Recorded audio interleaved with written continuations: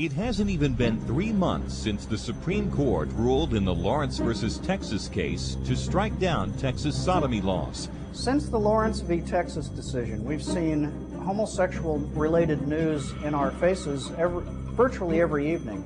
In Canada, Ontario and British Columbia legalize homosexual marriage.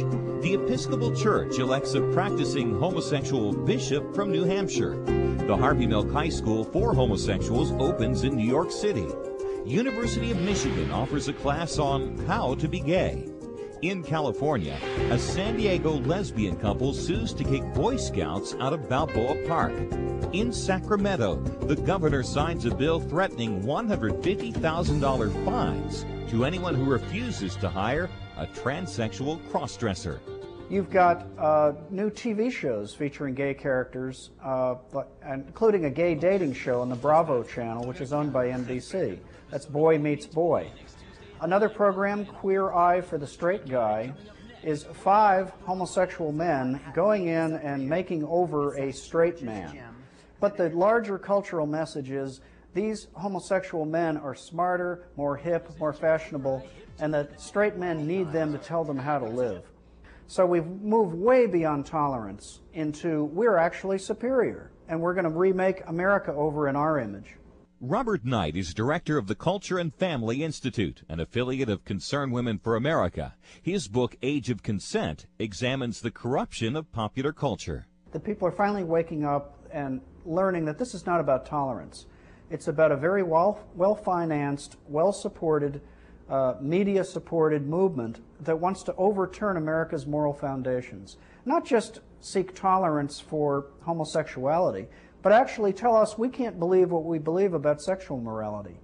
They're trying to overhaul America and make it in a homosexual image. The pretense of tolerance is over. We're in a different environment, in a different place than we were even just 5 or 10 years ago, where the demand was just let us have a chance. And now the demand is we want to punish and silence anyone who dares speak against us. Alan Sears is the president and legal counsel for the Alliance Defense Fund. He and Craig Ostin co-wrote The Homosexual Agenda, exposing the principal threat to religious freedom today. Homosexual Agenda is basically a complete map of redrafting America's culture, its law, its plan for family, its plan for marriage. That's just the beginning of the description of what the agenda is all about in the map to completely recreate our country. Within the media, there is definitely a pro-gay bias. The media is promoting, marketing, and selling homosexuality to America. And any Christian or anybody who speaks out against homosexuality is considered to be hate-filled, bigoted, or intolerant. Stephen Bennett and his wife Irene founded Stephen Bennett Ministries to share the gospel with homosexuals and their families.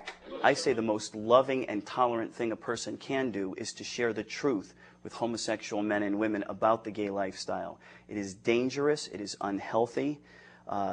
There are many reasons that we say no to the gay lifestyle, and as a former homosexual myself, I could tell people of the reality of the homosexual lifestyle. There is nothing gay about it whatsoever. Homosexuality costs individuals enormously. It robs them of a chance of a wholesome, happy family life.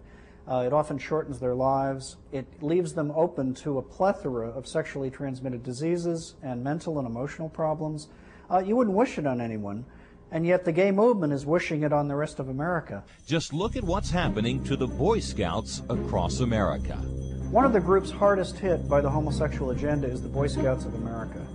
50 United Ways at least have cut the Boy Scouts off, saying that they violated their rules against discrimination, because the Boy Scouts won't bring open homosexuals into their ranks or as leaders. The Boy Scouts have been thrown out of public schools. In San Diego, a federal judge threw the Boy Scouts out of Balboa Park.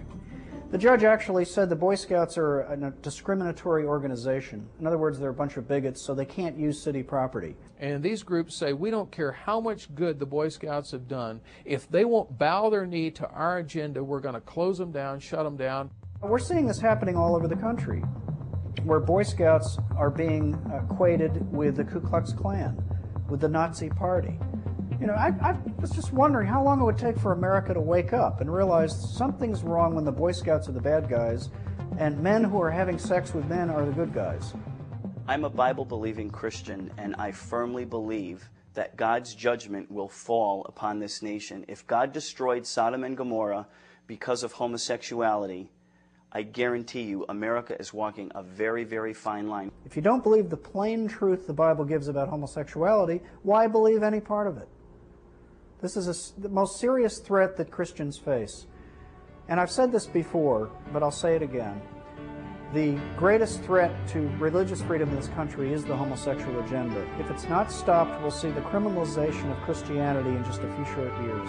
The only real issue is, will Christians saddle up and fight, or will we lay down, surrender, and give the territory away? That's really the only issue here we're talking about.